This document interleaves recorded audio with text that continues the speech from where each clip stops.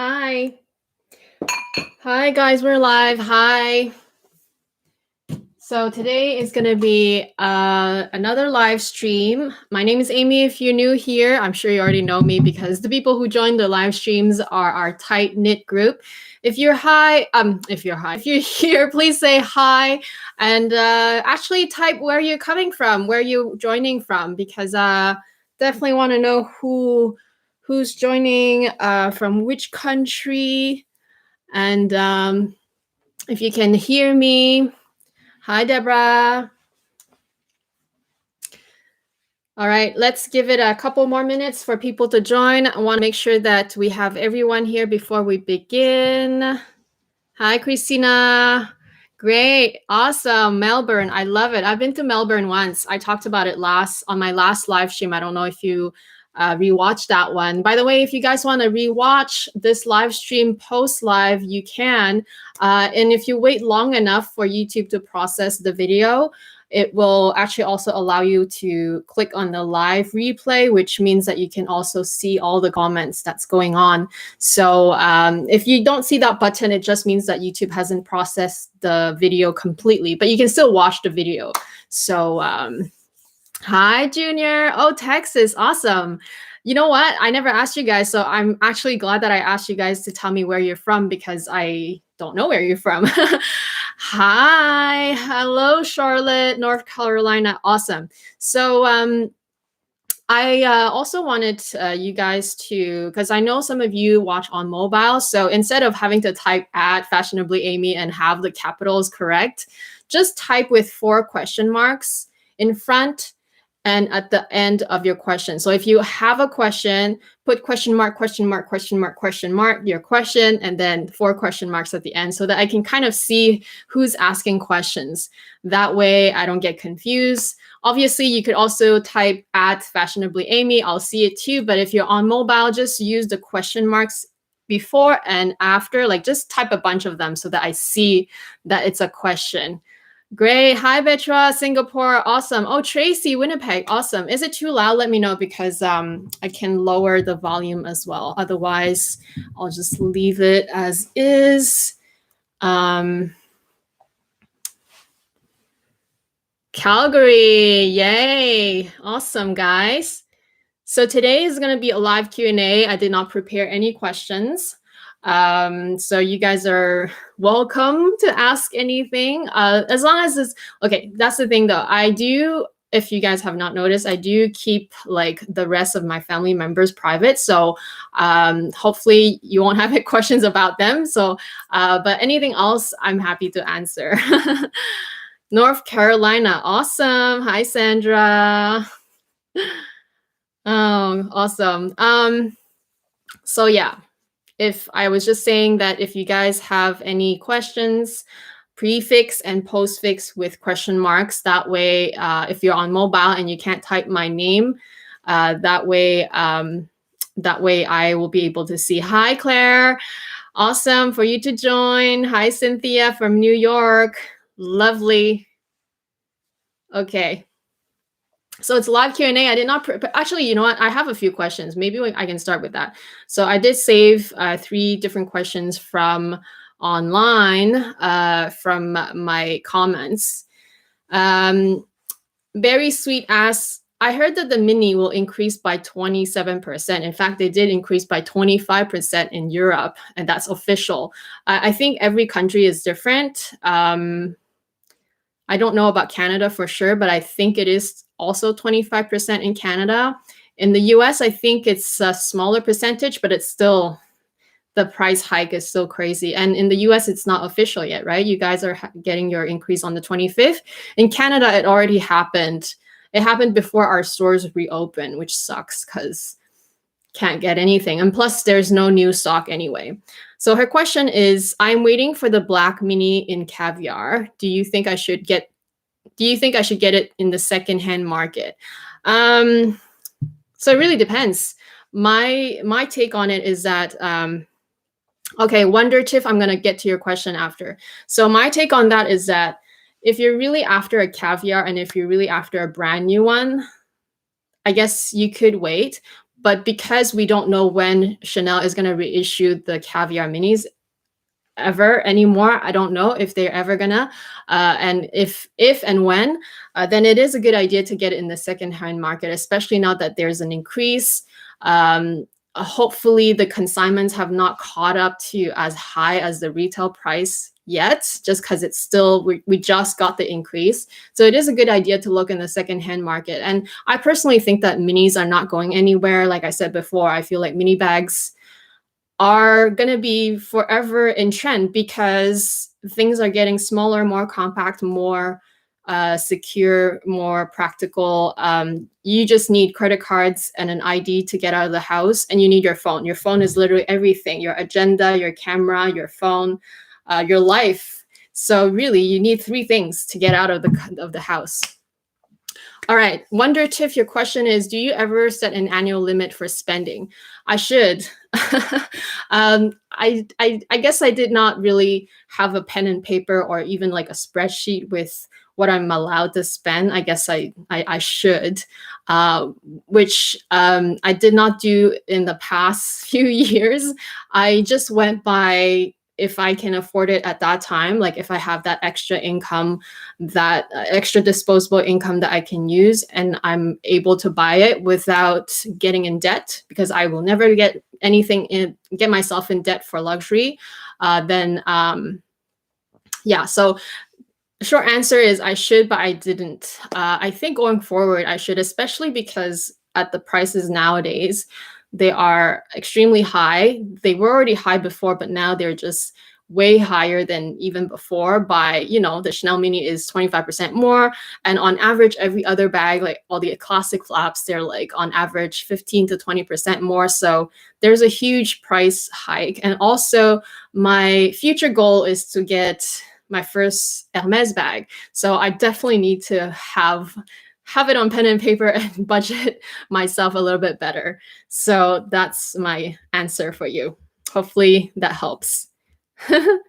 Cynthia, you said, what about the Chanel 19? Was that a question? Because, was that a question about, let me know if it's a question, because, and also guys, if you're on mobile, especially prefix and postfix your question with question marks.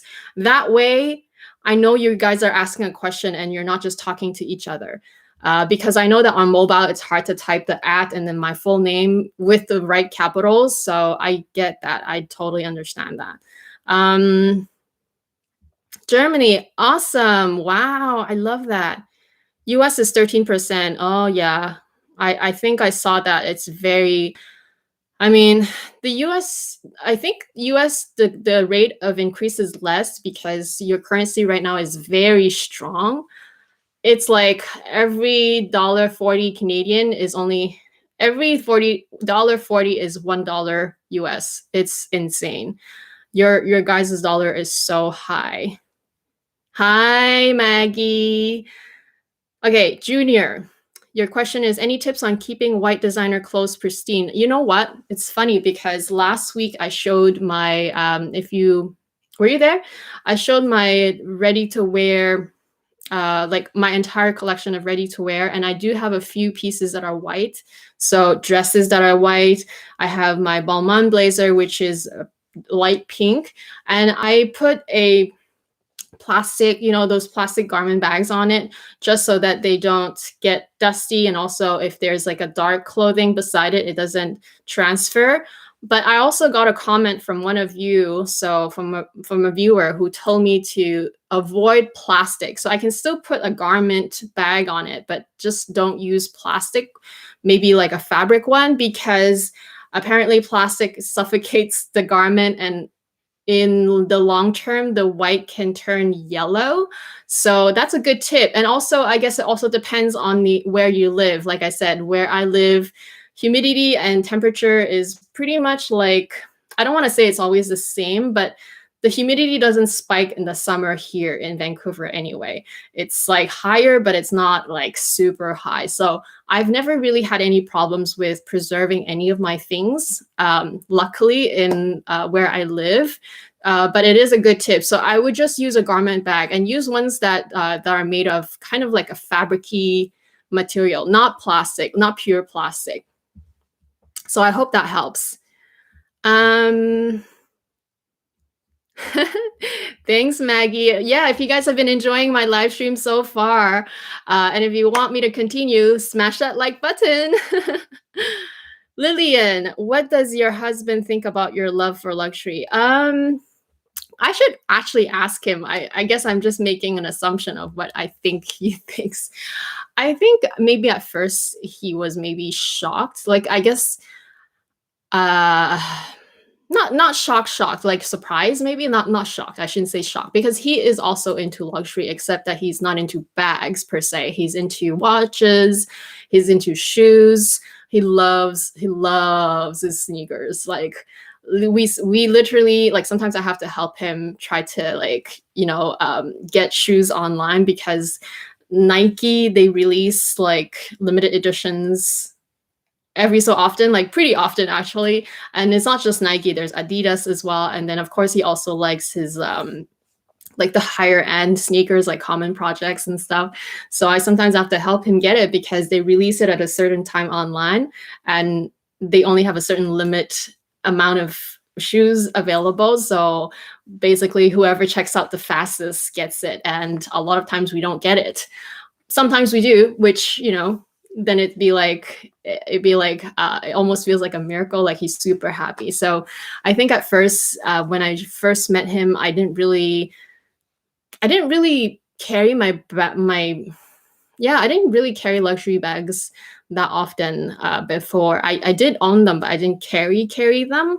So when we moved in, and then he saw that I had a few, and then of course after I started buying more, and it was also like my health was not as good before. So as I got better and I was able to like not have to put all my money in health, then I was able to have more disposable income to buy stuff that I actually love. I think it was surprised, but then he got used to it. So that's how he feels. Hi, Kat. I think I see Kat. Is it Kat? No, maybe it's not.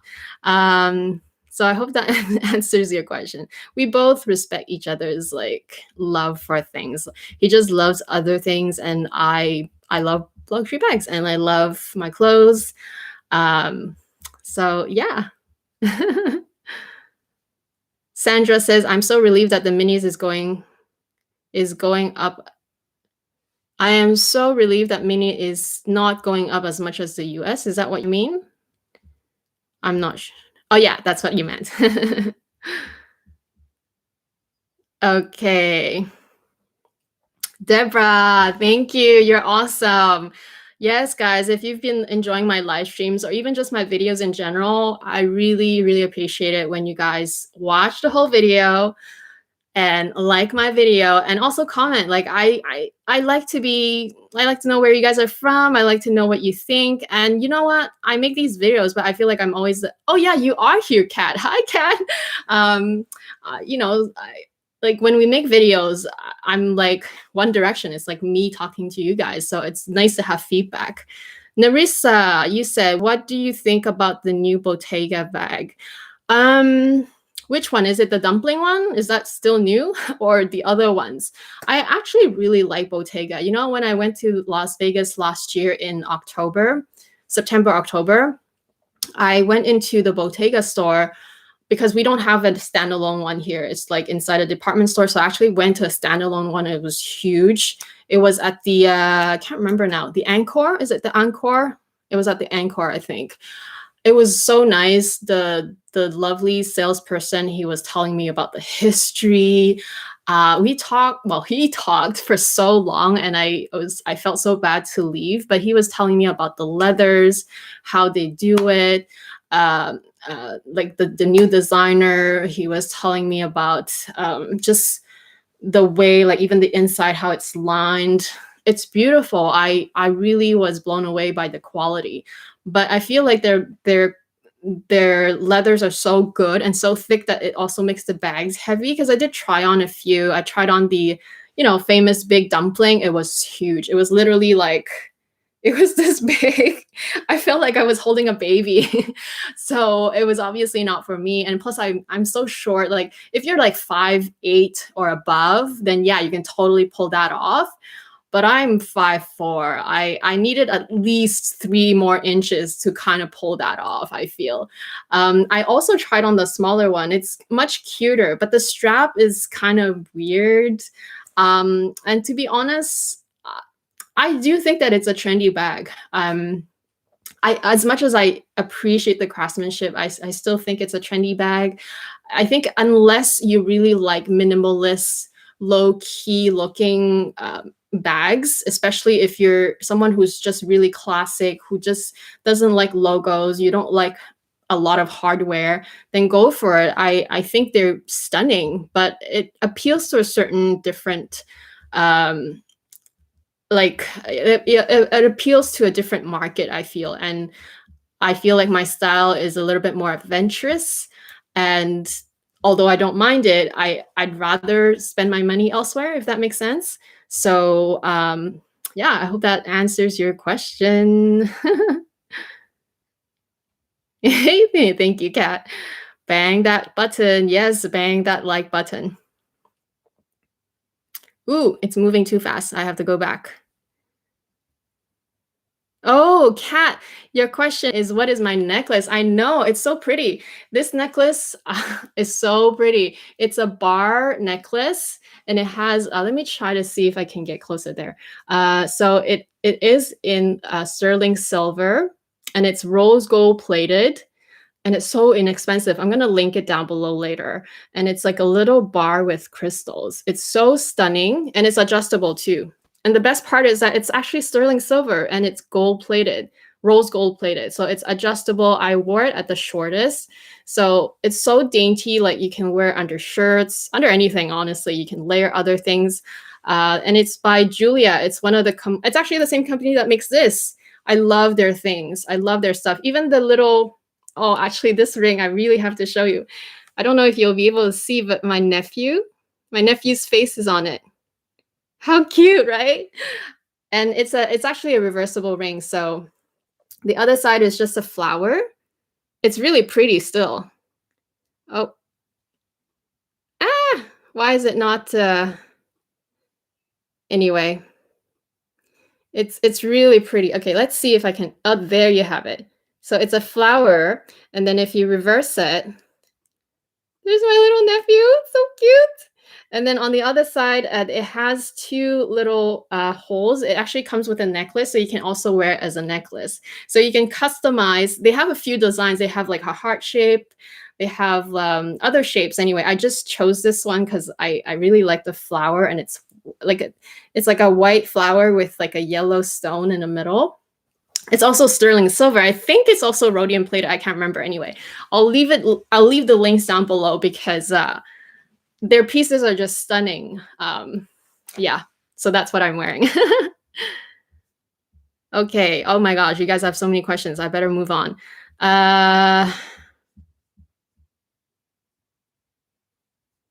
Give me 1 second. So yeah, you guys, if you're on mobile, just prefix your question with question marks, like put a bunch of them and then postfix it. That way I see that you have a question from me, because I know it's very hard to type my name in full. Luxy Chic, hi Amy, how do you take care of your Chanel fashion jewelry? My pearl necklace appears dull at the metal links. You know what? I talked about this so much. Like, I feel like I talk about it every time. So like I have a live stream that I showed my entire jewelry, costume jewelry and designer jewelry collection. And I mentioned that the way I take care of it. So I'm just going to quickly say it. The way I take care of it. So make sure you store it in a dark place. So I have this drawer is from my jewelry box. And also make sure it's dark. Also on the inside, I keep all these packets, and these are silica packets that you find in like supplements, or sometimes you buy something from Amazon and they'll have these inside to suck out the moisture. So I leave a bunch of these inside my jewelry box, and that's how I store it. Also before I store it back, so every time I wear it, before I store it back, I also wipe it with a microfiber. Just dry wipe is okay. Just make sure that all the residue, your oils and everything, just wipe it down. That way it won't be stuck on it, and over time it will you know, become either dull or tarnish even. So that's how I take care of it. I talked about it at length and I showed my entire collection. So do rewatch my live stream. It was just like 2 or 3 live streams ago. So definitely go back to that. But in short, that's what I do. My favorite things with Maggie, given that these items are so expensive, do you or your husband discuss when you guys buy these luxury items before purchasing? No, because I buy everything with my money. With my own money. Well, you know what? I do tell him though, like if I want to buy something, actually most of the time I buy it first and then I'll tell him that I bought it. Or sometimes if he goes with me, then I'll be telling him that I want to buy something. And then he'll usually either be waiting in the car or he'll be like walking around in the mall, and then I'll buy it and then I'll come home with him. Like that's how it works. I feel like I guess it depends on the dynamics of how your family works. I know a lot of people have joint accounts and everything, but I use my own money, so that's why I don't feel like I need to like make a huge discussion. Plus, in the past, so far anyway, I've always limited my purchases to no more than, like, the most expensive bag that I bought was the most recent one, which is the Chanel 19. That one was 5,900 plus tax. So this is the most expensive one. I feel like if it goes well above that, like if let's say I want to buy a Birkin, yes, I will discuss it with him at length. But prior to that, I've just been buying whatever I like to buy. But I'm also not sensitive. I'm also I also don't go crazy, if that makes any sense. I don't know if you've ever even seen me. No, you've never actually seen me unbox like 10 things at the same time. And even if I did unbox like 2, 3 things at the same time, they were purchased at different times. So yeah, I hope that was helpful. What handbag am I using right now? You know what, Stacey? I started using my multi pochette, the LV one, and I love it. I've only really used it once because I've only gone out once last week, but I love it. And I filmed another video and I showed more modeling shots, and I also used other different, because Deborah asked me, so I also used my other straps and I hooked it different ways. So I kind of did another, not an updated review, but like just another look at it. So I am using that right now. Let's see. It's jumping so fast. Oh my gosh.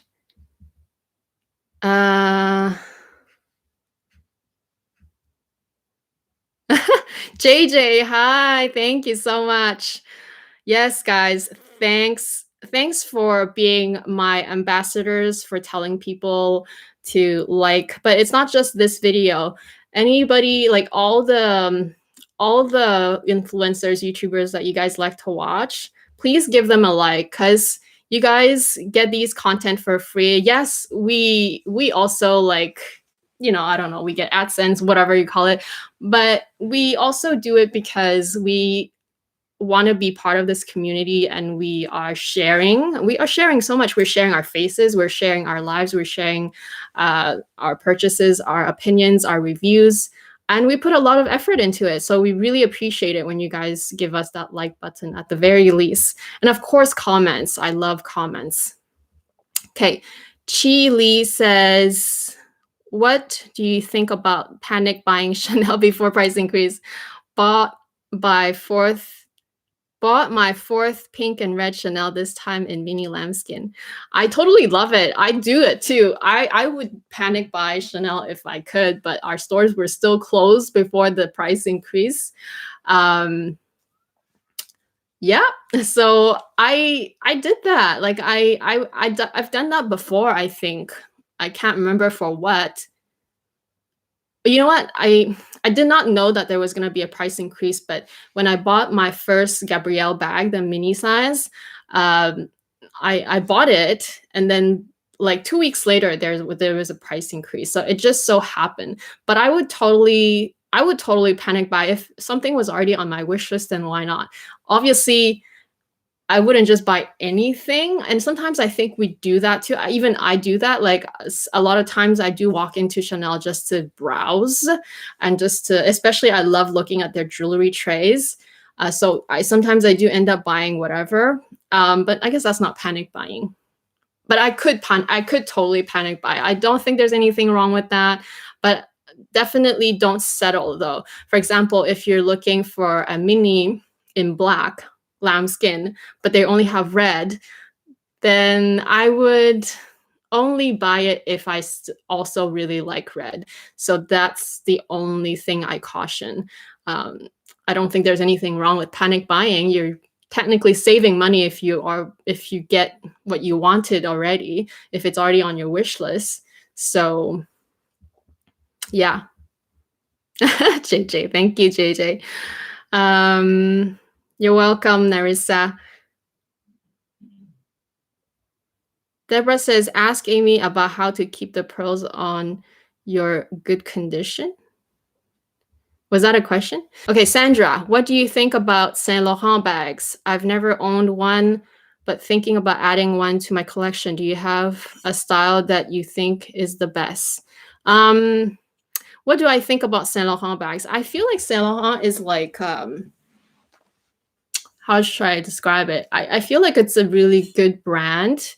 And I feel like it's a brand that if you don't care about has to be Chanel or has to be LV, then go for it. Because I feel like a lot of people buy, the big three brands because they're worried about not keeping value. Whereas Saint Laurent, they have beautiful bags. They have a lot of great designs, to be honest, and a lot of them look classic and very practical, but they do not keep their value. So if you don't care about that and you just want to buy to use, you just want to own to use them, then yeah, I totally think that you should go for it. I have one item from Saint Laurent, and it is the pouch called the Uptown pouch. And I totally got influenced for that one, okay? Because I was never really gonna buy that by myself. But Isabel showed it as being one of the greatest, least expensive, like not very expensive item from Saint Laurent that looks very stunning as a clutch. And that's why I bought one. But otherwise, personally feeling, even though I do appreciate their bags and I appreciate their designs, I know for a fact that because I'm such a lover of Chanel and even LV, that I will most likely reach for those bags more than Saint Laurent bags if I had Saint Laurent bags, if that makes sense. If I needed, say, like a tote for work, I feel like I would go for Saint Laurent because they're well made, they're understated most of the time, and if it's a work bag, I wouldn't care what brand it is. In fact, I don't want it to look like a brand, if that makes any sense. I feel like their totes are amazing. I like their Lulu bag too, or their Lou bag. I don't know how they're called. I actually really like it. I think they look stunning. But like I said before, I feel like because I would rather reach for my Chanel bags if I ever wear a bag, and I don't wear a bag every day, but like if I ever go for a bag, I'll just reach for my Chanel anyway because I want to get my cost per wear. So I hope that answers your question. Next, let's see. I'm gonna have to go back again because you guys jumped.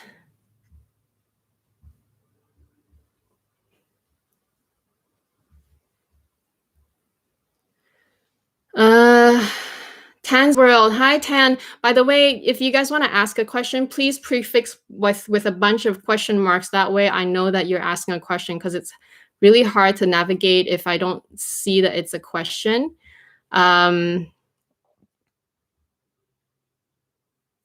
Okay, JJ, is it JJ? Okay, JJ, how do you wash your white clothing? Do you hand wash them or soak them in bleach before?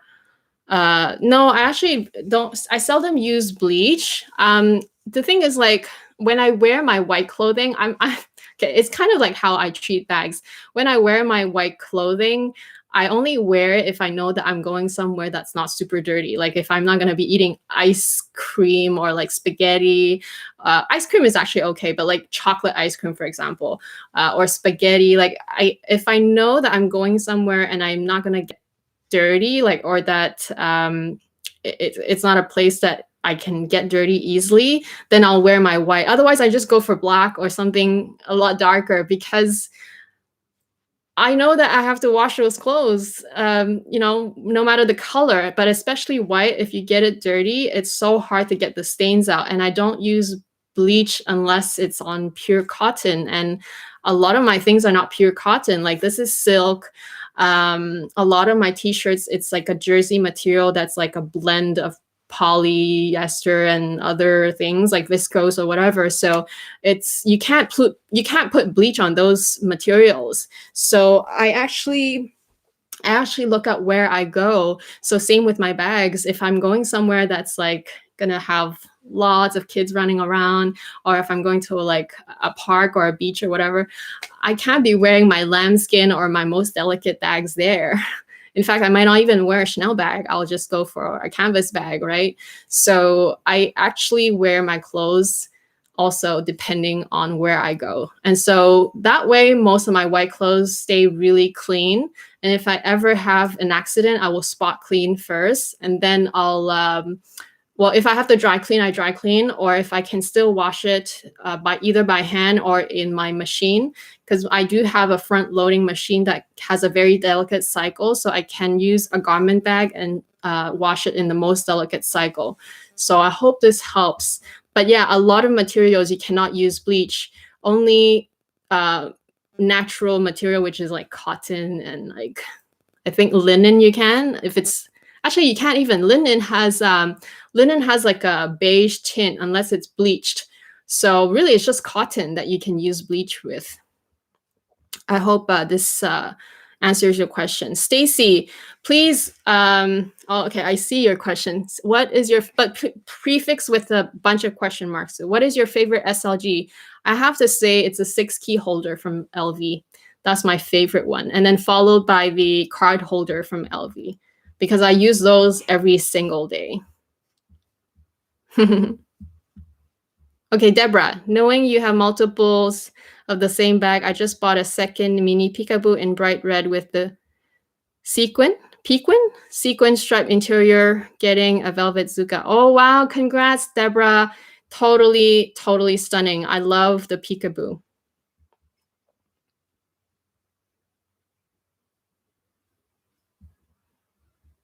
Oh, Tan, you're from North Carolina. How awesome. Okay, your question is, are you planning to add another Chanel 19? I'm not planning, but I really want to add another one.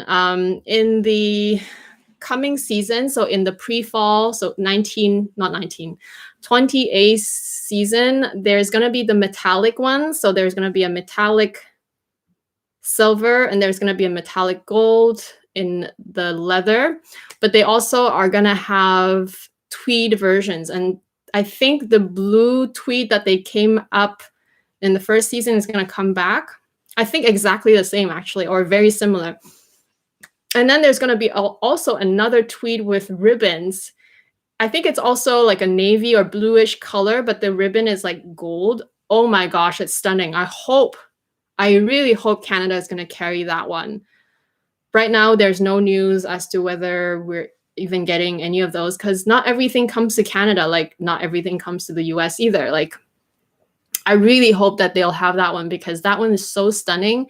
If I can get another Chanel 19, I will get it in the medium size in that beautiful tweed. It's so stunning.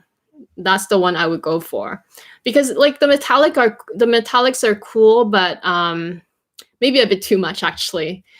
But it's so cool though.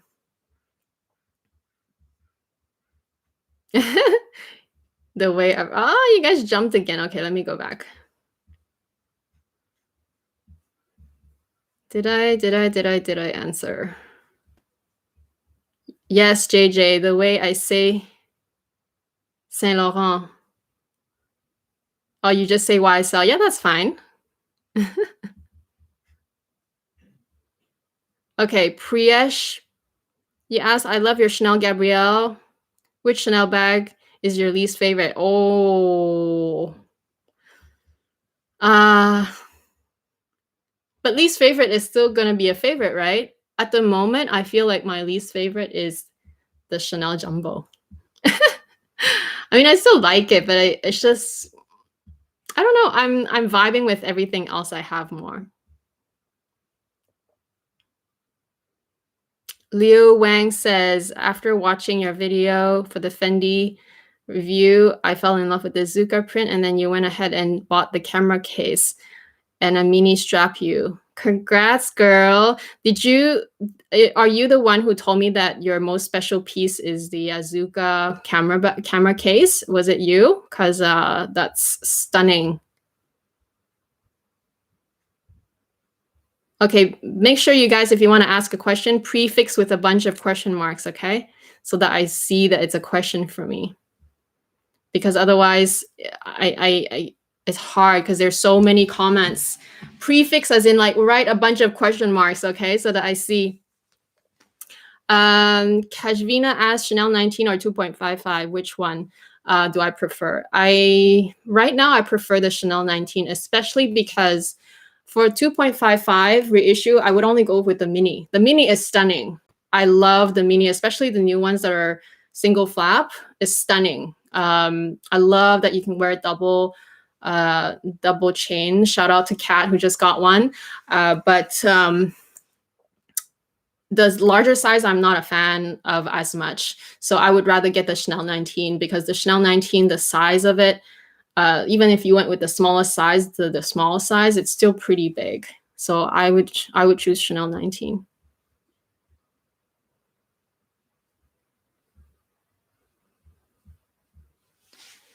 Okay, 6:37. If it's 1 hour, we're already halfway there. We'll see if it's 1 hour. Leo Wang, I love my mini Montresor. I finally chose the camera case instead of the Montresor because I saw a few pictures of the cracked leather on the hardware area. Do you have any problems? I don't, but it's a good question. So I'm going to show you what happened to mine, and I got it fixed, but at the very least, you can rest assured that Fendi will fix your bags if it's like, I think within the year or so. So my leather is fine, except that where mine broke, I don't even remember where anymore, but like which side, but it's like one of these hooks came off, right? So if it comes off, then this whole thing can come off. So they just had to put in a new one. They had to order the part and then they had to put it back in. So it was the hardware on mine that actually broke, not the bag itself. The bag itself is fine. And I do see what you mean because this particular version with the harder calf skin is so structured that if you do bend it and unbend it, like especially if you cinch it in, I can see it cracking. Like I can totally see it because it's structured, right? That's why I don't cinch it in, but also because I really don't care about cinching it in anyway. I like to be able to just grab and go. It's like a little tote, but it's a mini bucket really. So yeah. But if you go with the soft leather, because they do have the plain soft leather version, that one shouldn't have any problems, I hope. But I don't know for sure because I don't own that one.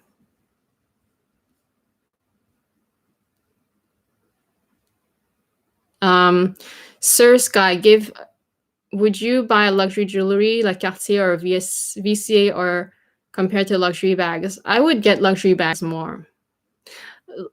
Jewelry is good, but for me, see, the thing is, I like my costume jewelry because I feel like it's more fun to it's more fun to be bold sometimes. I don't know if you know what I mean. Like earrings like this, it's hard to get the real fine jewelry, especially earrings. I love my earrings to be bold and big, but for little necklaces like this, especially if the ones that you can layer, no problem. I don't mind buying the fine ones, but like, yeah, a lot of times I prefer, especially for my big earrings or like the big pearl necklaces, I prefer costume. And if I'm not gonna get those, I'd rather get bags.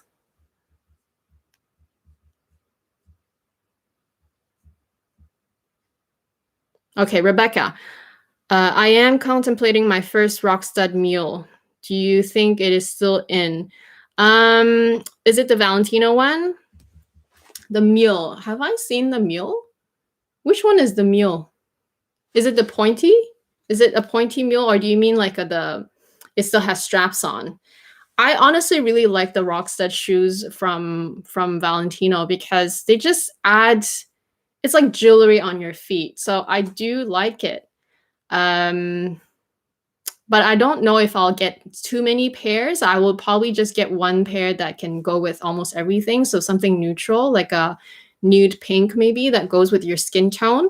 I would get a pair because I think it's stunning. And honestly, regardless of trend, it just looks like jewelry on your feet. I feel like as long as you're okay with all the rock studs and the strappy parts, because there's quite a few straps if you go with like the higher, is it the higher version or the lower version? There's quite a few layers of straps. As long as you're okay with that. For me, I can't bend that low, so I don't buy it because of that reason. So yeah, in the shoe department, I'm quite boring, but I love the look of it. But it's just that I can't physically buy it because, I mean, I can't physically wear it, so I can't buy it. JJ, how would you know what's gonna come out for the next season? Instagram. Instagram, lots and lots of, I mean, just if you wanna know what's gonna come out, type hashtag, for example, Chanel the next season, hashtag Chanel 20A, and then you'll see a bunch of pictures. At the moment, there's not that many yet, but the moment that you know, the resellers, the consigners, and even like just essays have pictures, at the moment they have new pictures and the moment they have new stock, they'll start taking picture and they'll start tagging those in the right season and right area, and then you'll be able to see a bunch of them. So that's how I keep track. And a lot of times also I follow a bunch of personal shoppers, and even the ones that I don't buy from, but like they just have really good pictures. They always have the latest and greatest even before it comes out. Like a lot of times I have pictures before my own essay has them. So that's how I find them. It's Instagram. It's all Instagram. Instagram is powerful. I'm gonna tell you.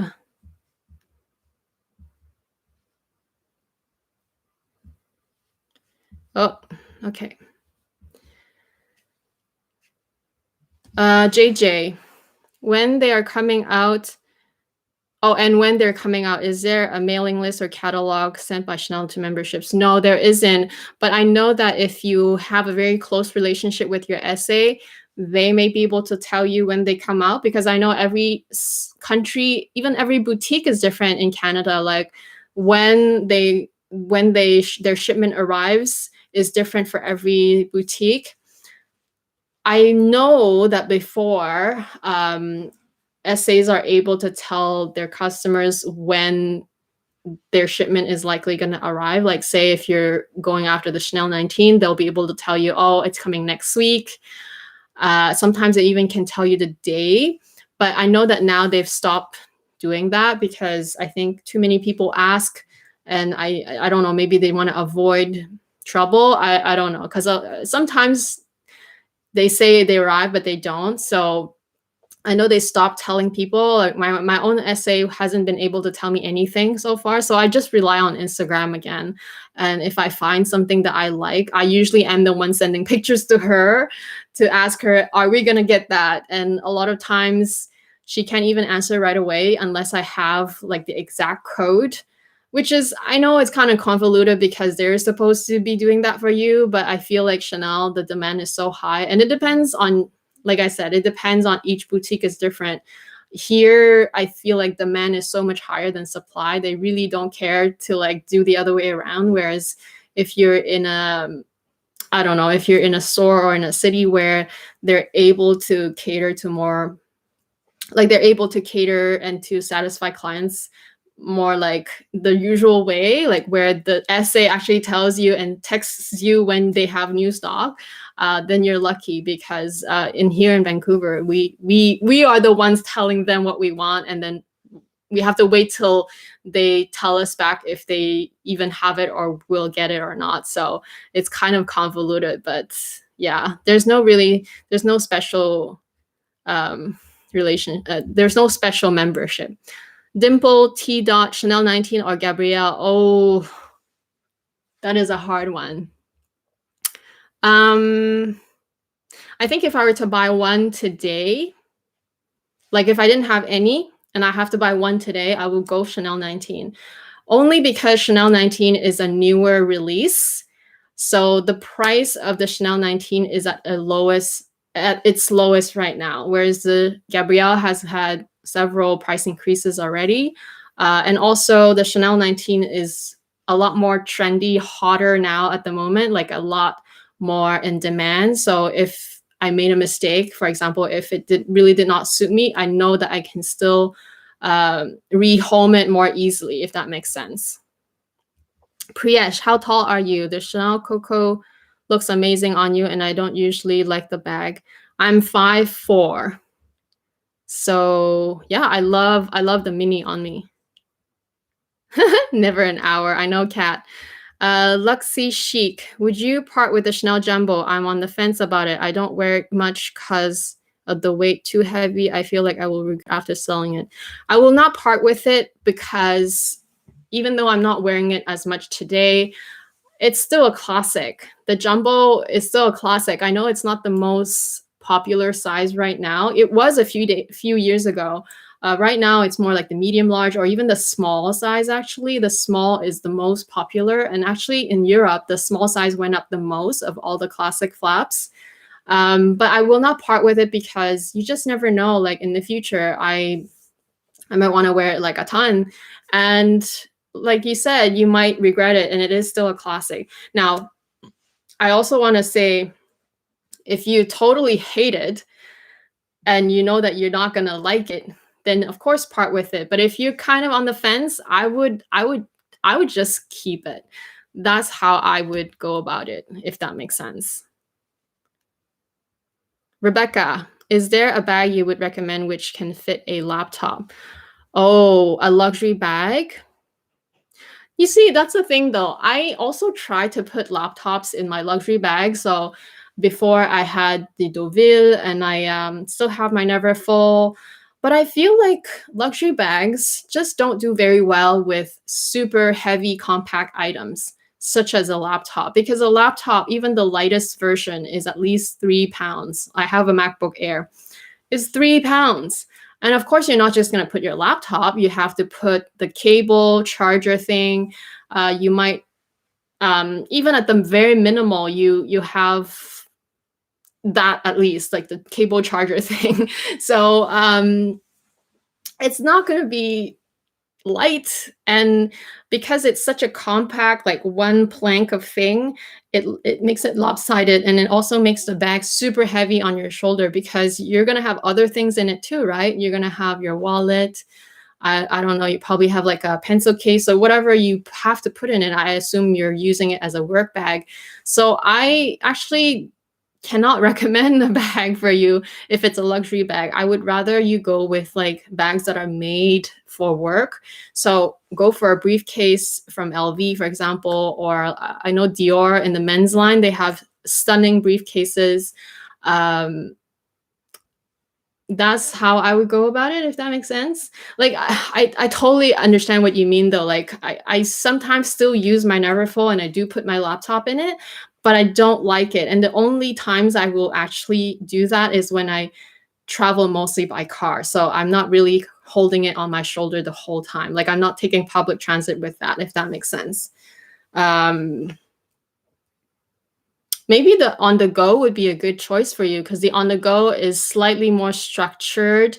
It's still, you still will need a organizer, I feel, because you don't want it to be too lopsided and like D-shape it. I have not tried the Dior book tote, but I heard really good things about it. But you'll still need an organizer. Again, like I really feel like luxury bags are not made for work. They're not made for laptops.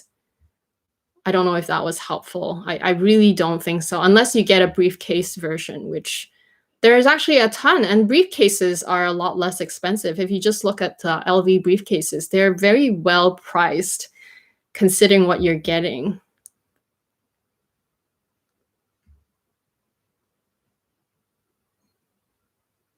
Okay, Xiaofei says, "Hi Amy, what do you think about the Dior oblique saddle bag? Do you think it's a classic bag? I love it and debating on getting one, but I don't know if it's an everyday for normal life people." Girl, why do you care if what people think is a classic or not? If you love it, why don't you get it? Because personally, I'm not a fan of the bag, but I can see why a lot of people like it because it's so cool. Like when you wear it, it has the big CD logo in the front. It's such a cool looking bag. And plus, it can still be very practical, especially if you don't go with the mini size. I know the mini size doesn't fit a phone, but if you go with the regular size, I think it's still going to be a practical bag. And if you love it, then go for it because yeah, why does it matter what other people think, right? In terms of whether it's a classic, well, it has come back. They they first released it in was it in the 90s or no, early 2000 they released it and now it has come back. So in a way it's possible that it's a Dior classic, but I'm not really, a fortune teller, so I don't really know for sure if it's gonna be a classic forever. But as of right now, this bag has come back the second time already, so possibly. And if you really love it, then I feel like go for it. That's what I think. It's like the Gabrielle. Like, a lot of people don't like it, and a lot of people still don't think that it's classic, even though it is a permanent style. And they have increased the price on it so many times already. I love it. I don't think I'll ever get rid of mine. I really like the bag, so that's why it doesn't matter. If you love it, you get it, and you'll rock it. You'll wear it if you love it. Okay, sorry, your name is very hard to pronounce. Rizwana, do you think the boy bag is becoming less popular? A few years ago, it was so difficult to locate one, especially in ruthenium hardware. Now I'm finding it no longer the case. I do believe that it's not as popular anymore. Partly due to influencers. I don't know. I was one of them who said that I don't really like it. But for me, it was because it was kind of bulky. Like when the boy bag, I don't like to wear it with the boy bag, I don't like to wear it double as a shoulder bag because I feel like it's too bulky for my arms to rest on it.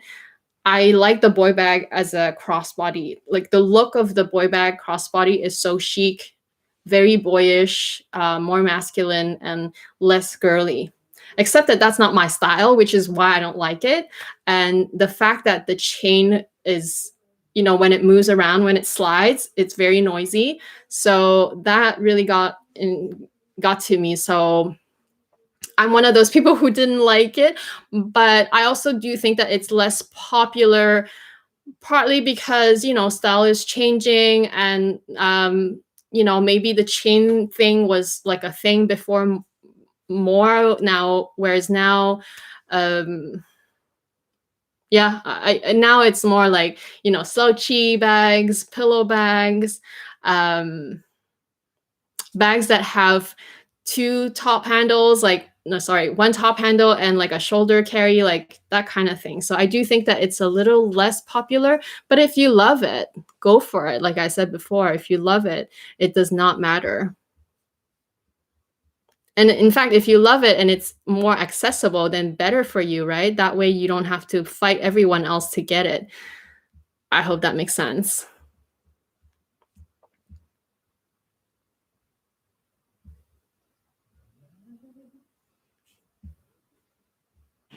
Cynthia, do you find the Chanel 19 chain heavy? Yes, it is heavy. My one is in the small size, so I still feel like it's okay. Like the whole weight of the bag with the chain, despite the chain, I still feel like it's okay. I feel like If I went with the medium, that's the max. I know that I keep saying I want the maxi, but I know practically speaking, it's not really practical. It's probably going to be too heavy. So yes, it is heavy, but with the Chanel 19, I actually carry it by the top handle more. I actually don't really use the shoulder strap that much. I only use it when I have to be hands-free. I really like the Chanel 19 because of that top handle. So I hope that makes sense. I know it's a hit or miss for the Chanel 19, especially if you really dislike the chain. If the chain is a real deal breaker for you, then don't go for it. But because there's a saving grace of that top handle, I still really love it. And I actually don't mind that the rest of the chain dangles. It's actually really cool. Kat, thank you. Thanks, Claire. Okay, Sandra, what is your favorite Chanel color besides black? Ooh, I think my favorite Chanel color would be a true red, like a true red, like a brick red. But I have a raspberry red, and that's close enough, and I was happy with that. As long as it's more on the cooler tone. I don't like warm tone as much. I told you guys that many times already. I'm selling my Fendi because it's too warm. The cream color is too warm. But if it was a gray, like my gray cocoa, it would have been a keeper. So yeah, everything that I own is all on the cooler side. So yeah, even if I went with a beige, because beige is very tricky. If I went with a beige, it has to be like a dark beige, but cool. Cannot be too warm, if that makes sense. But that's just my personal preference. And also, my skin tone is on the cooler side, so I prefer cool. Priyesh, thank you for pronouncing my name right. Oh, you know what? Names are so hard unless you have like a generic name, but I try. Okay. Rebecca, briefcase, great idea. Yeah, try it. Look at it. Shop different briefcases. You know what? Briefcases are so well priced because they're so underrated. People don't look at them. If you can't find one in the female, like in the ladies section, go to the men's line. Dior has really beautiful briefcases for men, and they're so cheap, like compared to like a lady's bag. Like I'll give you an example because I just filmed a video on it. So I'm gonna tell you here. The Dior book tote leather, small, but all leather calfskin is like, is it like 3 or 4,000 US dollars? Something crazy like that. And it's just a book tote. There's nothing, no compartments, nothing inside, no lining, I think even. Whereas the briefcase in the men's department, and I think it's leather as well, so well designed, handles, zippers, all kinds of things, 1,400. Crazy, right? Definitely look into the briefcase.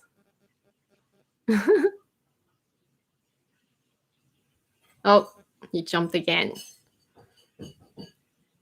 I'm gonna keep saying that, guys, because it keeps jumping. Okay. Clara, your top looks so good on you. Do you dry clean or throw it in the washer gentle cycle? Does it shrink? Do you do anything special to avoid underbit arm stain?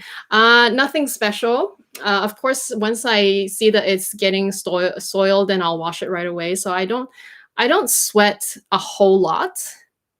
So that helps, obviously. And of course, if it's dirty, then I'll just throw it in the washer. Silk actually washes very well in the washing machine, but I'll always use one of those garment bags. So, you know, ones with those fine mesh, like really, really fine mesh in the most gentle cycle. Very little detergent. Like, don't use the hardcore detergents. We have the most natural detergent. And I only use a little bit. Cold water, it does the job. Really, really easy to maintain. Oh, and also I just line dry. I don't put it in the dryer, obviously. So yeah, just hang dry.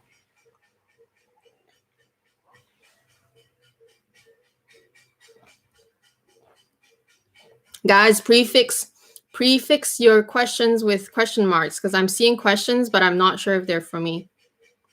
Priyesh, what is your favorite bag that you wouldn't buy ever? The favorite bag that I wouldn't buy? I don't know. Because if I have a favorite bag, then I would want to buy it. I might not buy it right away, but I would want to buy it one day. So I guess just to answer you, right now I wouldn't buy the Birkin right away, but I want to buy one. And also the Chanel Classic flap. I want one in like a medium large or a small, but not in black, like in a very stunning color, maybe like the most perfect dove gray. But it's not because I wouldn't buy it. It's just I'm holding on because it's so expensive. It's not the right time to buy it.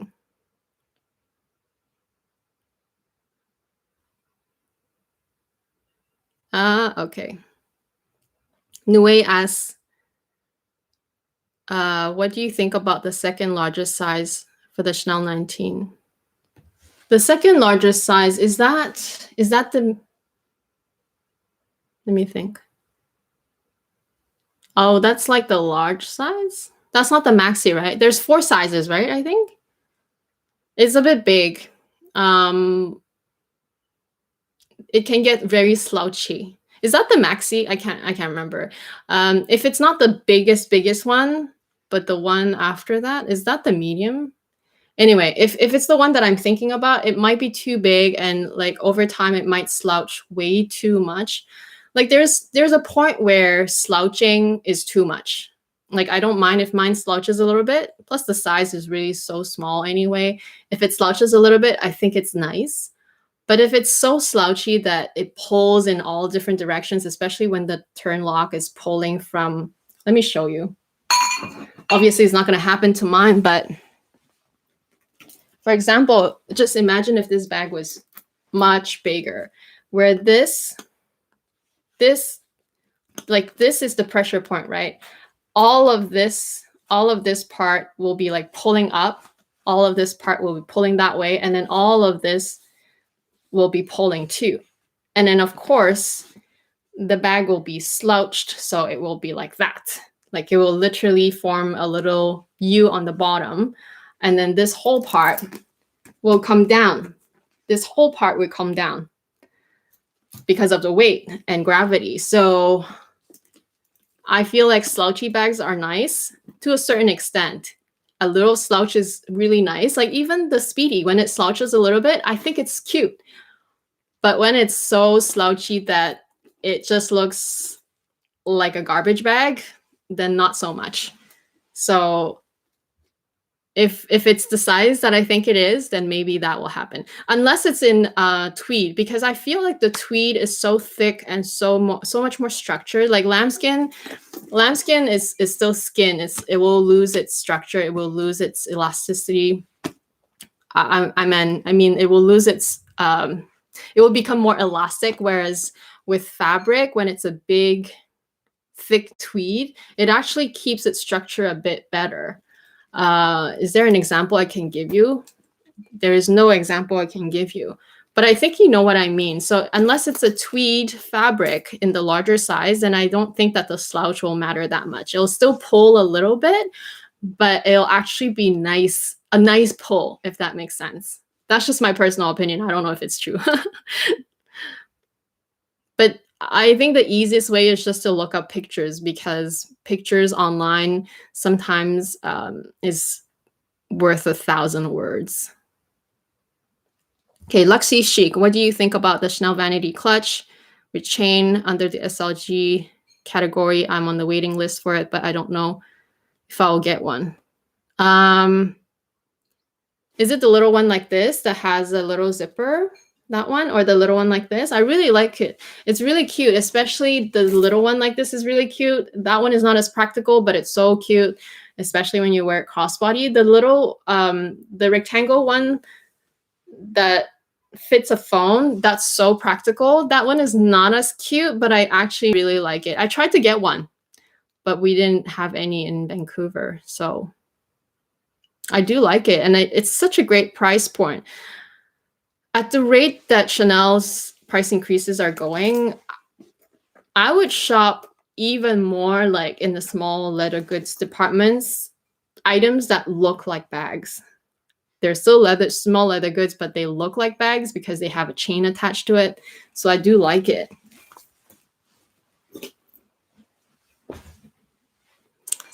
Deborah, I wish the top handle on the 19 was removable so it doesn't look like dated down the road. That is a good point. It's really a preference thing. I guess maybe you're not as big of a fan of the Chanel 19 then, but I do understand what you mean. I actually feel like they should have made the big chain detachable because I actually really like the top handle, but that big thick chain, sometimes I wish that I could just remove that. But I still like it enough that I don't mind. Okay, Estella. Hi, Amy. Can you repeat why you sold your Palm Springs Mini? I didn't sell it. I don't have it anymore because mine has a defect. It started cracking along the, the lip where it hides the zipper. It started cracking in 2 or 3 places. And so I brought it in and I asked, what can you do about it? And she said, nothing. Basically, once it's cracked, it's over. So they were gracious enough to offer me a replacement. But because this bag is no longer available, I mean, sorry, it's available, but it's so hard to get my hands on one because there's a huge waiting list. And by the time they had a replacement for me, the one that they showed me was so terrible, like it was squished. I don't know why it was squished. It was terrible, in terrible condition, and it was not well made, not aligned, all that stuff. So I rejected it. And so I had to choose another bag because it's either that or I wait even longer. And they were also kind of pressuring me to choose something right away just because they said that it was like, they the way they worded it is that basically you've had that bag for a while, so the fact that we offered you a credit is already like really nice, that type of thing. So they were kind of pressuring me to choose something quickly, but I didn't sell it. That's the reason why I don't have it. Otherwise, I would still be using the bag. Rizwana, my question is about clothing. What do you think about the brand Maj? I love Maj. A little pricey, but elegant. Maj and what's the other one again? The other one I own, both are French brands and they're sister brands. I love their clothing. We actually have, they actually open new boutiques in our downtown shopping mall. So sometimes I take a look at their stuff, but they also have stores in our outlet at the airport. So a couple times I picked up like leather jackets, I picked up something else. I can't remember what it is. I think it was another jacket. Super nice. And honestly, a little pricey, but quality so good. I love their stuff. Okay, we are at the 1 hour mark, 7:09.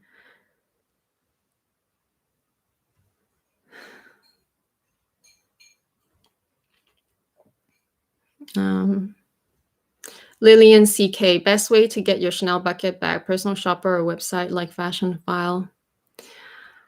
Oh, that's a tough question because my bucket bag was from 19B. That's like fall of last year. It's not impossible to get it through a personal shopper still. I think it's possible that there are still some lying around in some stores if they can get their hands on. And it depends on how big of a network your personal shopper has. My personal shopper, Andrea, she works with a few different partners and some of them are in Asia. I don't know about the other ones, but I know there's one at least in Hong Kong because that's where my earrings came from. And so depends on how big of a network they have. So I would say whichever comes first, to be honest, because if you can find one on Fashion File faster and it's in great condition and you're happy with it, then go for it because it's already from last fall winter season, so it's going to be harder and harder to get the longer you wait. But you could also wait for a new release, like when they come up with another amazing bucket bag, you could also do that.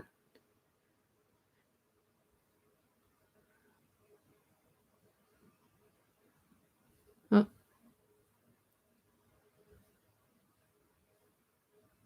Okay, Deborah asks, I love your top handles. I just was thinking it would look more classic without both chains on it. Agreed, it would look nice for the shoulder handle. Yeah, exactly.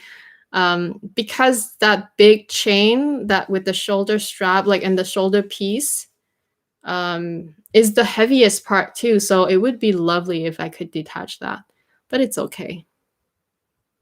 Oh, Estella, you're welcome. Claire, you know, it's Sandro. I know. That's right, Sandro. I actually bought more from Sandro than Marge. For some reason, I always find stuff at Sandro more to my taste than Marge. But yeah, they're sister brands. Exactly. It's Sandro.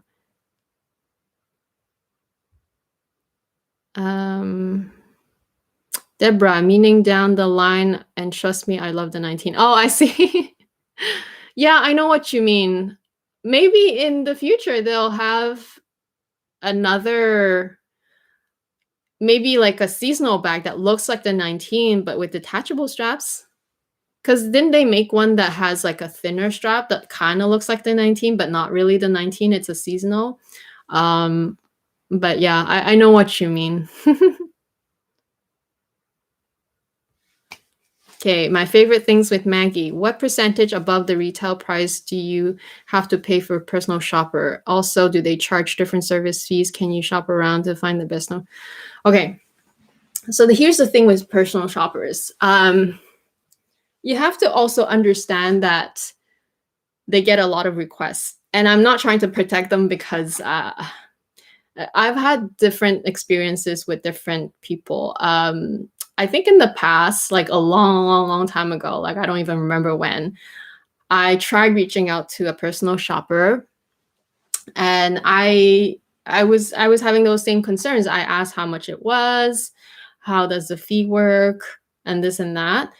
And that particular personal shopper was not very, let's just say, not very patient and not very, almost like too blunt, because it's like, oh, another person asking me all these questions type of thing. And perhaps they felt like I was not serious enough with my purchases because of all the questions. But it really, sometimes I feel like I'm trying to step myself in their shoes in a way. I feel like she was maybe a little too impatient to go through with me, and in the end, even stop answering my questions. So in a way, she's a little rude, yes. But so even if finding the right personal shopper that you trust and that you feel like has good communication is key as well. So with my current one,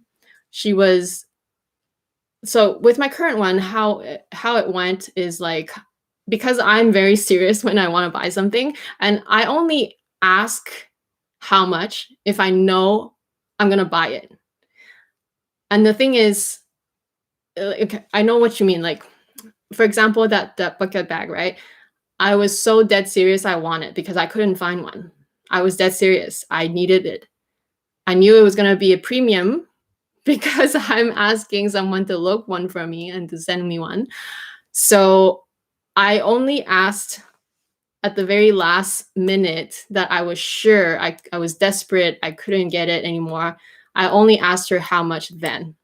So she gave me a price, and the price is usually, I don't know for all other personal shoppers, but the one that I go with, and I feel like a lot of them actually is around the same. So they charge you 10% on top of how much they have to pay for the bag.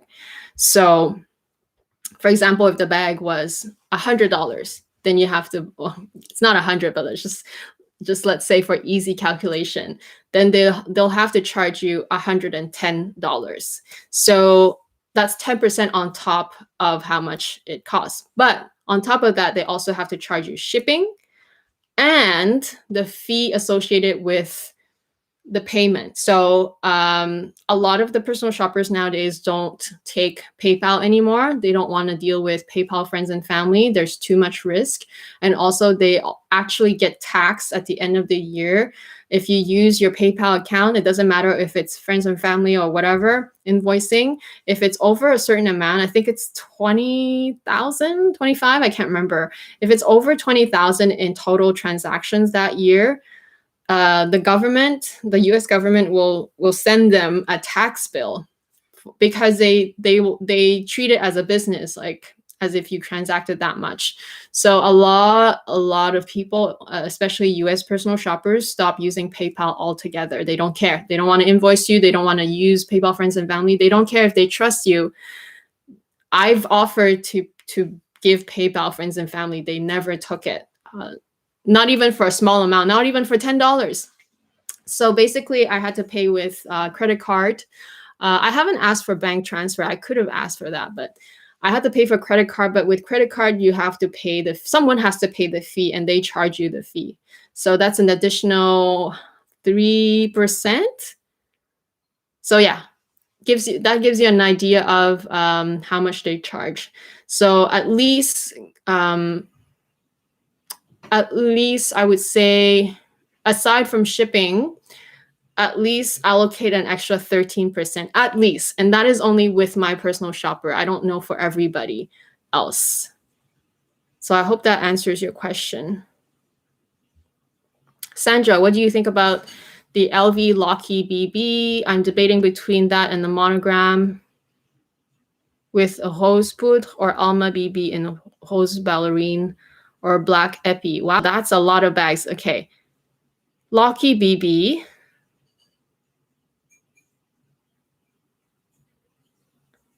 Okay.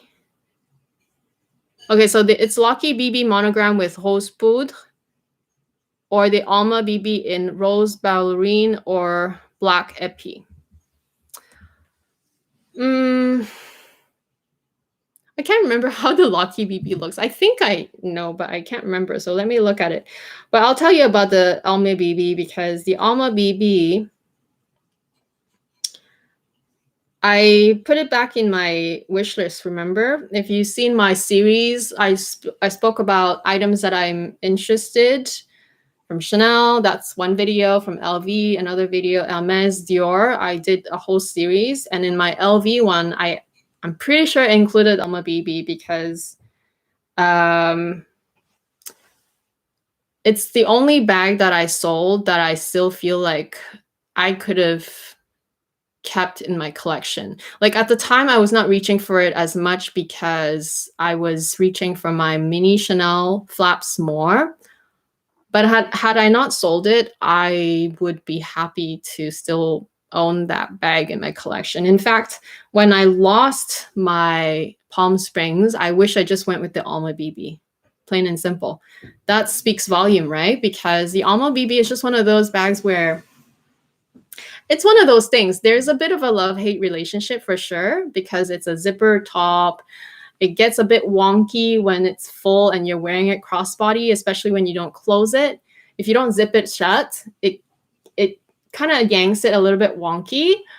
But I feel like if I still had that bag, I would probably wear it more top handle more than anything because it's such a beautiful evening looking, such an elegant evening top handle shape, classic, whatever. It's just a beautiful classic bag from LV that is still really well made, never goes out of style. The size is enough, to be very honest, and the price point is still really great. And on top of that, there's still a lot of demand on that bag. So Basically, it just means that it'll never go out of style. So you don't have to worry about it getting out of style. Whereas the Locky BB, this looks a bit trendy to me. So yes, it's beautiful. I initially I wasn't crazy about the lock. I didn't mind it, but I wasn't crazy about it. Now I don't mind it at all. But I can see that this being something that I can get a bit tired of over time, if that makes sense. Whereas the Alma BB, I don't think I will be tired of it. So with the Alma BB, rose ballerine or black, I would go with black. But if I wanted a second color, I would go with rose ballerine. So I don't know if that answers your question, because I don't really normally buy pink bags, to be honest. That's really the reason why. But if you like rose ballerine and you wear a lot of whites and pastels and light colors, go for it. It's stunning. Honestly, I hope that answers your question.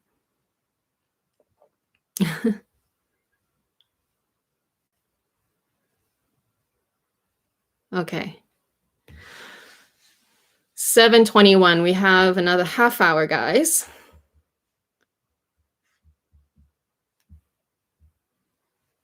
Oh.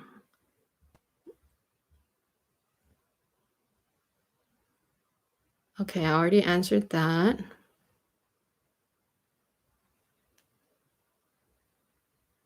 Oh, Deborah, thanks for remaking How to Put Magnetic Lashes. You're so welcome. I just thought it was so hard to show it on my live stream because yeah, on live streams it's on webcams, and webcams, the cameras on the webcams are worse than the cameras on the phone.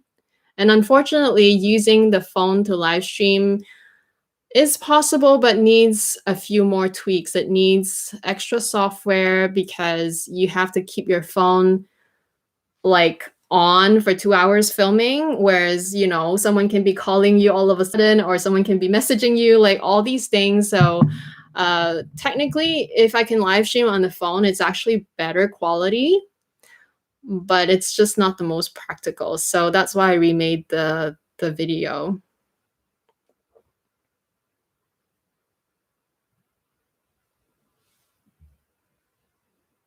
Jojo. I love it, Jojo. Yeah, guys, if you've been liking this live stream, please smash that like button. I am starving and still, I have a little bit of a headache. I actually woke up with a headache yesterday and I still have a bit of a headache, but I almost was thinking, oh, should I do this live stream? So please smash that like button, guys. I really appreciate it. Okay, it looks like I answered all the questions. Do you guys have any more? But I do have 2 more on the most recently that because I filmed the Q&A, but these are newer ones that I didn't answer yet. So maybe I'll go through a couple of these. Someone asks, Amy, would you consider getting the pink strap as an additional piece to change up the look of the Muzi pochette? Color transfer issues, ? Or do you prefer the khaki all the way? I think I already said that I want the pink strap, so let me show you. So she was asking about this. I totally need the pink strap now. I don't know why. I really am a fan of this bag now. And I'm so glad that I got tipped over by Kat because it's so cool. This bag is so cool. Okay, there is a bit of con with it, which I talked about at more length in my video, so please stay tuned. But basically, I like the look of this bag as a whole. Like, I want to wear everything together, including the little charm, like, coin thing here. And I feel like I need the pink strap for days like today. Like today, I'm wearing a white shirt. If I had the pink strap, it would look so cool. And normally, like I said, I don't ever buy pink stuff. Like, I don't go for pink first.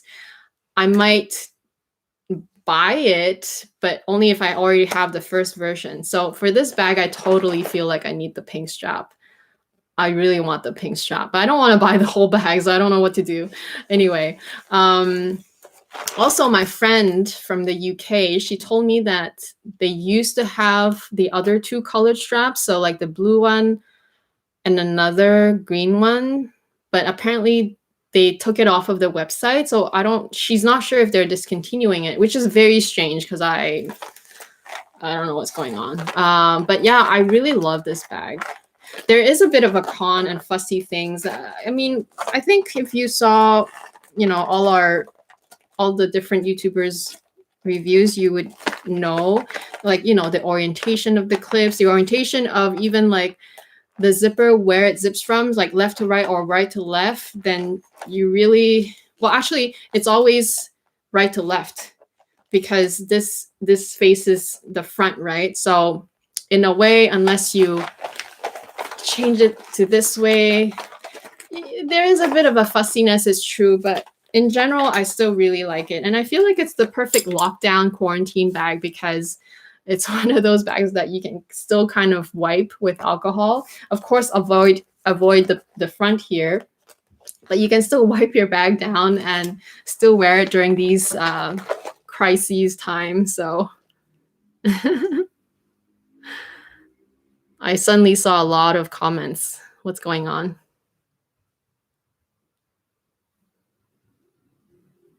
JJ, suggestion: do your next live stream after dinner so people can watch? You know what? It's true, but then after dinner it's so late because okay, I don't eat dinner at a fixed time, by the way. And let's just say that I do eat dinner at 6.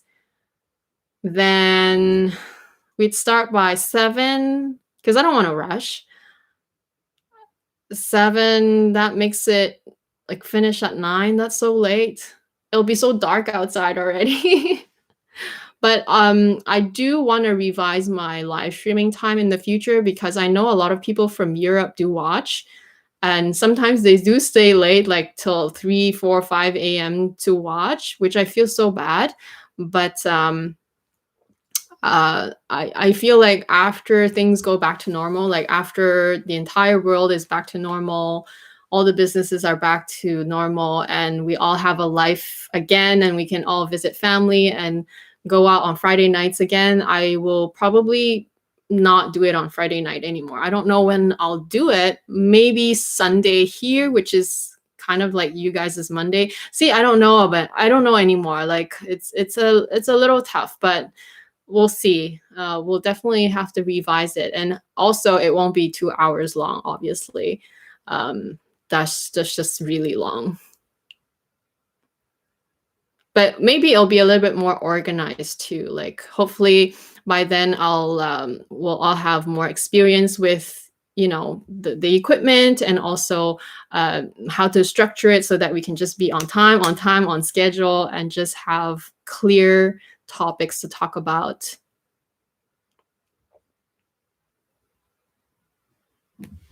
JJ, do you have a budget for a bag per brand? Chanel, Dior, etc. Do you have a bag fund or limit yourself to the number of bags you buy per year? That's a great question. I want to say no, but I think mentally, like subconsciously, yes. Because with LV bags, I'm not willing to spend more than 3,000, for example. I just am not. I think my most expensive bag from LV is used to be my Palm Springs, and now is my what is it called again? Spring Street. So with taxes at around 3,000. With Chanel, for some reason, I'm more willing to spend double that amount because, like I said, my most expensive bag at the moment, pretty sure it is the Chanel 19, and the price has only gone up now. So yeah, subconsciously, I do have a budget, like I have a limit, but it's not on pen or paper or anything. And the thing is, like I always preach and I always say, buy what you love. In the end, if LV comes up with like an amazing, irresistible, you cannot not have it type of bag and it costs way more, I'll buy it. Even if it's over 3,000. I feel like that's how it works. In my mind, I have a budget, but I don't really have a very strict main, like um, cannot go over type of thing.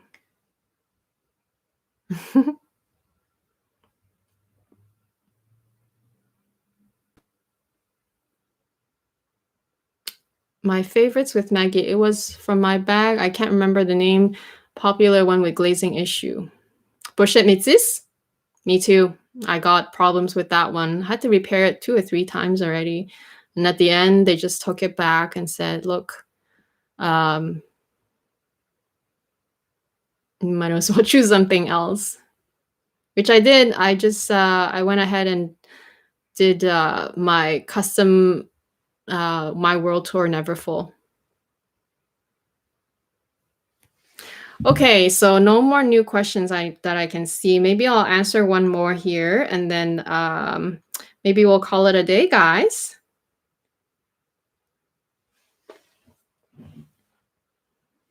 Natalie, do you enjoy luxury as much as when you first started? Yes, totally.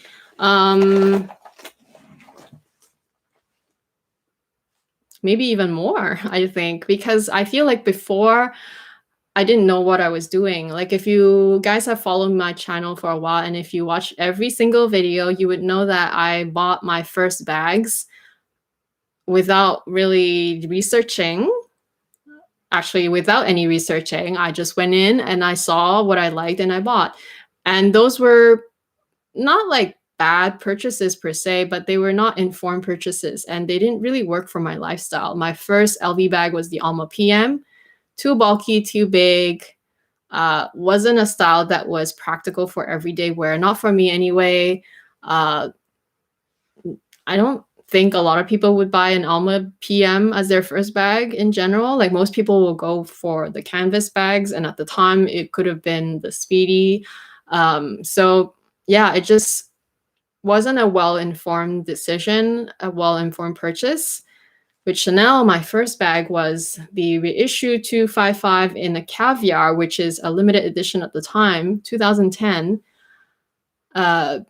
Medium size, I think it was a 226 size. Beautiful, gorgeous bag, by the way. And it was only, at the time, it was around 4,000 something, which is very cheap considering now. But again, not a well-informed purchase because I didn't know anything about Chanel at the time. And I just went in, I said, I want to buy my first Chanel bag. She showed me that one, I bought it. Because I liked it, I bought it. But what I realized after owning that bag is that, wow, it fit close to nothing. Like the double flap was such an annoying thing. At the time in 2010, I was still carrying, I think we all was carrying bigger wallets. My wallet was really big. Literally, you put your wallet in it, you can't fit anything else.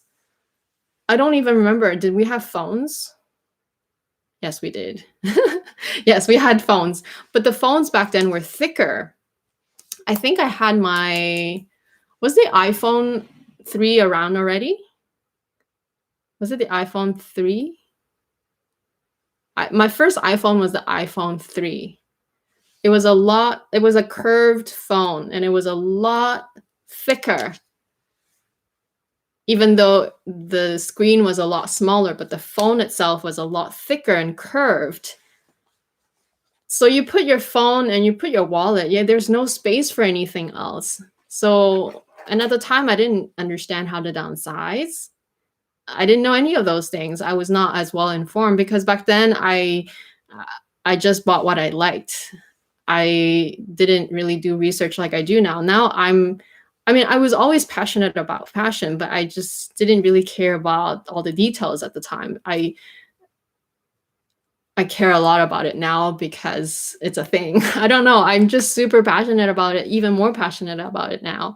So I definitely am way enjoying fashion and luxury way more now than ever, if that makes sense. Jojo says, what are you saying? Did everyone see the Balmain jacket on sale? Yes. A lot of places are starting to have sales actually. Farfetch, yes. Farfetch is hit or miss because it depends on your size. Sometimes your size may not be on sale and the other ones are, and sometimes your size is on sale and the other ones are not. But once you buy it, or when someone buys your size, then it goes back to normal price. It's very strange. I don't know why they do that. Which jackets are you guys looking at, by the way? Which color? Which design? I'm actually curious to know. Deborah, how do you care for the pearls on the Chanel pearl bag?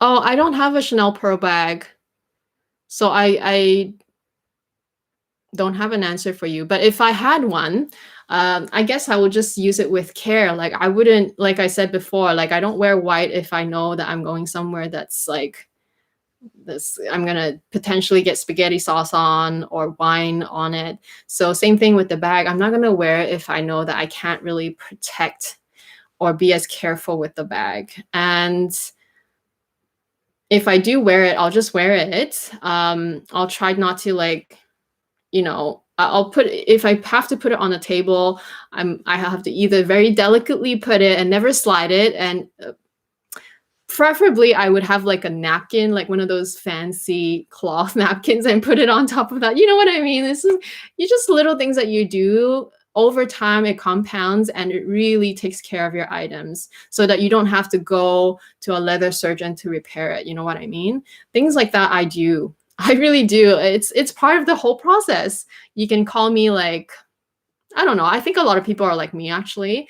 I know some people don't care. They really use their items. But there's a difference between using your items and being abusive with your items. I feel like some people are actually abusive with their items, which is fine because it's their money. They want to use it however they want. That's their personality. But my personality is different. I'm very gentle with my things and I'm very considerate with my things. I don't just wear it because I feel like wearing it. I also have to look at where I'm going, whether the weather is nice enough to wear it, that type of thing. So I hope that makes sense.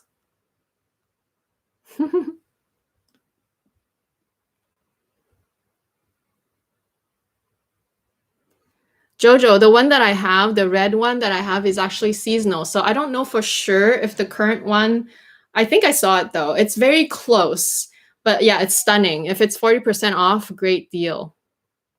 JJ, do you feel that you need to have a curated collection and cut down or sell a number of bags when your collection grows too much? Yes. I'm always one of those people who, okay, when I think at the beginning of my channel, like the first few years of my channel, I always felt like I don't want to go over 10.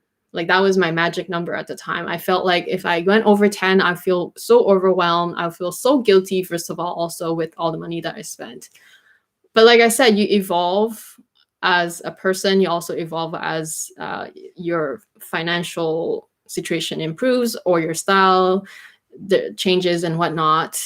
So at this point, I'm comfortable with like around 20, basically. Hopefully I don't go like to like 70 bags or 100 bags, that type of thing. Not that I mind owning all that much, but I feel like you can't even enjoy everything. I feel like even as of right now, I can't possibly even rotate every single bag the same amount. Like I can't allocate the same amount of love for each bag as it is already. No judgment for people who have a large, extremely large collection. I think it's amazing and beautiful and awesome. If I actually have the means and the space, because really space is an issue here.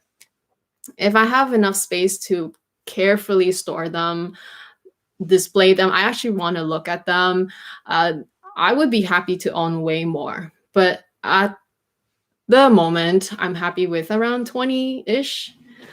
So yes, if it does grow too much, which I will, if I feel like it's moving too fast, I'll also kind of halt myself a little bit. Like I don't want to go too crazy, if that makes any sense. Kat, would you do a reaction video on your old videos? I'm not that good at reactions, Kat. I think you're so good at those things because you're so like authentic and funny, like so spontaneous. I would just be like, oh my gosh, cringe, cringe, cringe. Like I can't even look at myself type of thing. In fact, I want to just delete the video. But I try not to like do that because I really do believe that there is in anything, there's always going to be a beginning and an end, a learning curve, and the whole process, the whole experience is a thing. It's a process that you need to be grateful to have. I don't know if that's even the right word to use. It's kind of like, yeah, I'm kind of grateful to be able to go through the process. I feel like when I posted my first video, I really did not want to post it. I honestly did not. I really like literally cringed at hearing my voice, at seeing my expression, at seeing my own reaction in the video, at how uncomfortable I felt at first. And it's not to say that I feel completely comfortable now, but I'm a lot more comfortable. In fact, because I decided to post my first video, and then of course all the subsequent ones, you know, it got better and better. And we all, in anything in life, like I always say, practice makes perfect. Maybe not perfect, but always makes you better. Even if it's only a couple percent better every time, that's all you can care about. And it compounds and it changes lives really, because ever since I started making my, ever since I started my channel, that was in 2015. Yeah, 15. The following year, my brother and sister-in-law got married, and they asked me to be their MC. I've never MC'd before. I would never have considered doing it, or I would never even have agreed to do it unless, yeah, there's no unless. I would never have agreed to do it. But because I felt like I gained, not experience, but I gained some sort of like confidence in terms of like talking in front of an audience, even though it is still just in front of a camera, but I know that a bunch of people are watching it. I felt more comfortable, and I felt comfortable enough to say yes, even though I was terrified because, I mean, I'm emceeing in front of friends and family, a lot of people I don't know, but I still did it. So, sorry, that's a very long-winded answer, but basically, I don't know if I can do a reaction video. It's not my style of videos to do. I'm so much more not as interesting as you, if that makes any sense. Like, you're so funny. I literally, I watch you for pure entertainment factor alone is already a good enough reason for me to watch you, on top of actual reviews and like, you know, a value you provide for like your opinion on things. So honestly, you're awesome. Oh my gosh, jumped again. Natalie, I know that Chanel stopped making exotics, but would you buy another exotic from any other brand? You know what? I don't really care about whether it's exotic or not exotic. I look at the bag itself. Let's say if this bag came with a little bit of exotic on here and I like it, I'll buy it. It's not because I'm looking to buy an exotic bag, but it's only because they put an exotic skin there and I feel like it looks good together, then I'll buy it. You see what I mean? So I guess to answer your question, yes, but I'm not really looking to buy one, if that makes sense. Rebecca, love your passion. I thoroughly enjoyed this and I learned a lot. Oh, you're so welcome. Deborah, how you have so many of my favorite bags. I guess I thought you had it. Wait. Oh, yeah, I don't have the pearl bag.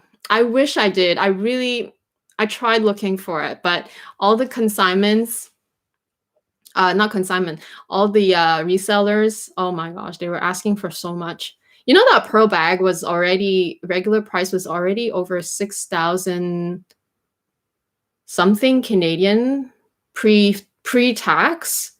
That's like classic flap territory price. So in addition to personal shoppers asking for such a large premium, they were asking for a a large premium. I can't remember how much. It was like, I think like 8,000 or something. Like it was crazy, like, or 10,000. I can't remember how much. It was not 10% because I would pay 10% for it. It was not 10%. It was like a huge premium. So I didn't go for it. I'm not that crazy. Thank you, Jojo.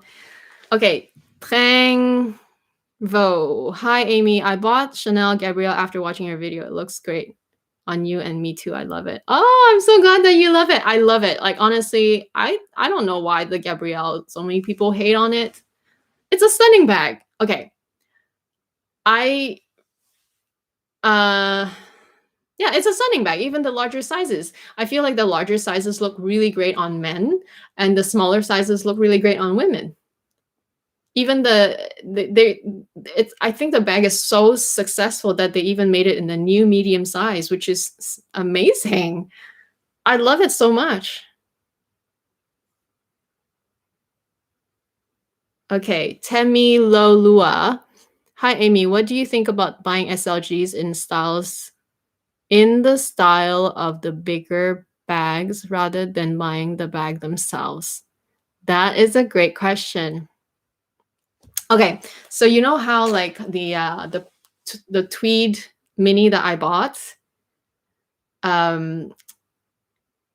they also have the SLG, like the pouch that is in the tweed. And I'm pretty sure that that would be a fraction of the cost of the bag because it would be like probably around 1,000 or maybe 1,500. I don't know for sure, but let's just say it's under 2,000, whereas the mini is with taxes like 5,000 now. I would totally okay, especially if you cannot get your hands on the tweed mini. Especially if you, let's say you're going after the tweed bag, it doesn't matter mini or medium size, whatever. But especially if you can't go, if you don't have enough money for it, one. Two, if you can't get it because it's sold out, then I would go for the SLG because if it's such a beautiful, special, stunning, limited edition fabric combination, and you love it so much, then why not get it at least in the SLG? That's how I see it. So I would get it, but maybe not for everything. Like I wouldn't just get a caviar one. Like I wouldn't just get the caviar pouch because it's a fraction of the cost, because that's just too normal to get. But if it's that stunning tweed that I love, like the houndstooth one, that is so special, but all the bags are sold out or you just can't afford the bag, I would get it. I would seriously totally get it. They even have it in the round coin, like little clutch with chain. That's stunning. And that one wouldn't be too expensive either. I would totally get it. I don't actually know if they actually have it here. I never asked because you guys know also I bought that bag and then they closed down for the lockdown afterwards. So 7:49. So let's do 5 more minutes. Okay, guys? Thanks, Kat. Lisa. Hi, Amy from Australia. Hi, Australia. Love it.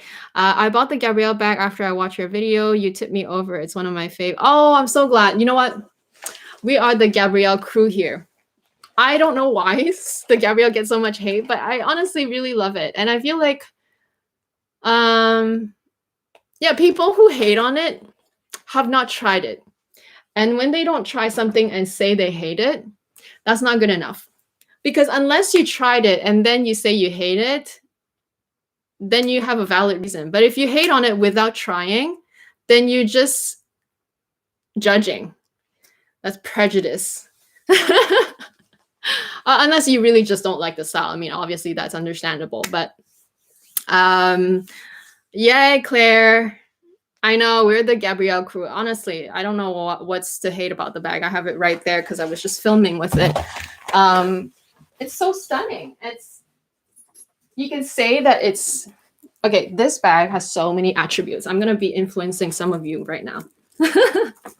This bag can be understated.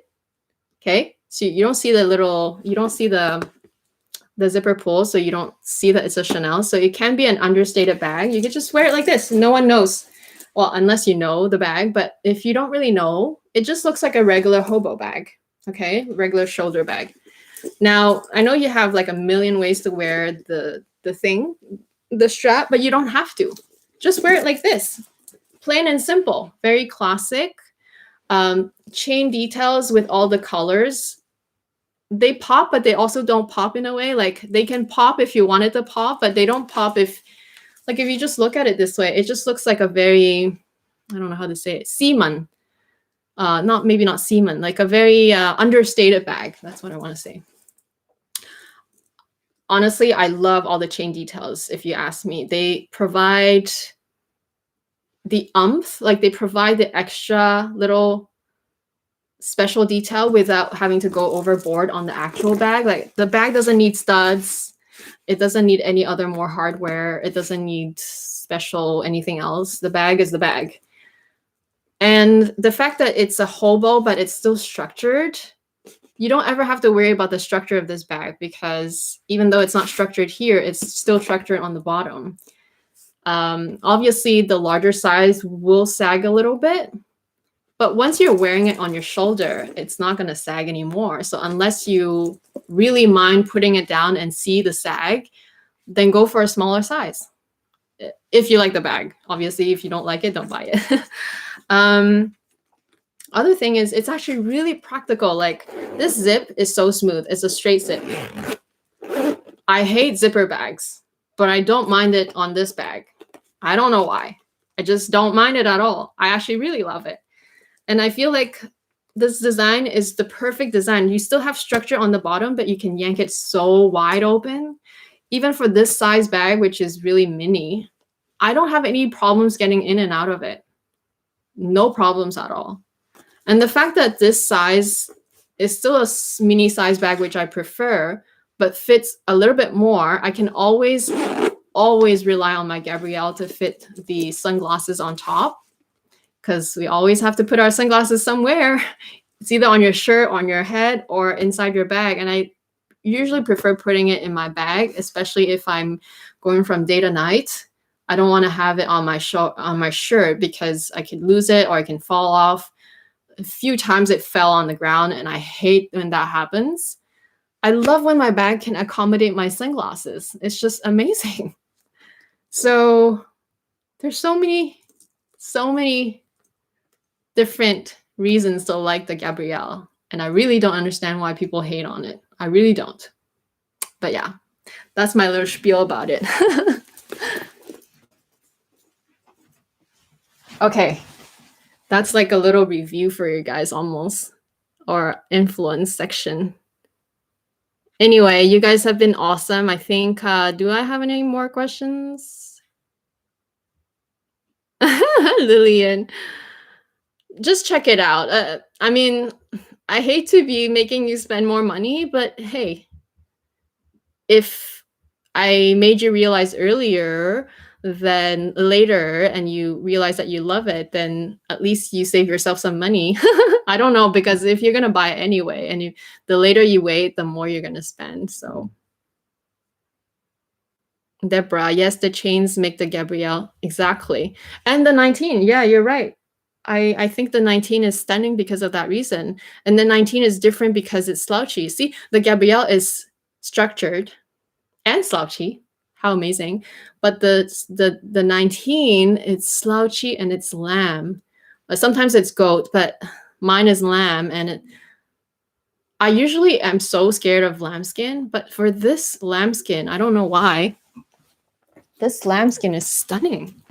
It doesn't feel like it will wear very easily, but it's still lamb and still so buttery soft and still so luxurious. Yes, there's a lot of hardware. Usually you don't really associate lamb with so much like chunky hardware, which, you know what, is something to celebrate, because they managed to do that with lambskin bags. How amazing is that? And it's also Karl Lagerfeld's last design. So that alone is worth celebrating. And that alone for me, yeah, and the fact that I love the bag also is worth getting. That's why I like it. So there you have it. Yeah, I speak Cantonese. I only speak Cantonese to my mom because she otherwise would not understand me. All right, guys, it is 7:56, which is almost 2 hours. Thank you so much for joining me. You guys had awesome questions. I love you guys so much. If you've enjoyed this video, please don't forget to smash that like button, especially if you rewatch it post-live also. I know a lot of you also rewatch post-live. Next week, I'll think about a subject. I don't know, a topic. But if you do have a suggestion, just send it to me on the comment section. Okay? Bye, guys. Thank you so much. Take care, okay? And yeah, I already have videos lining up for the next little while. I filmed so many videos. I need to actually edit them. But yeah, okay. I hope you guys take care and have a nice day or evening. Okay, bye.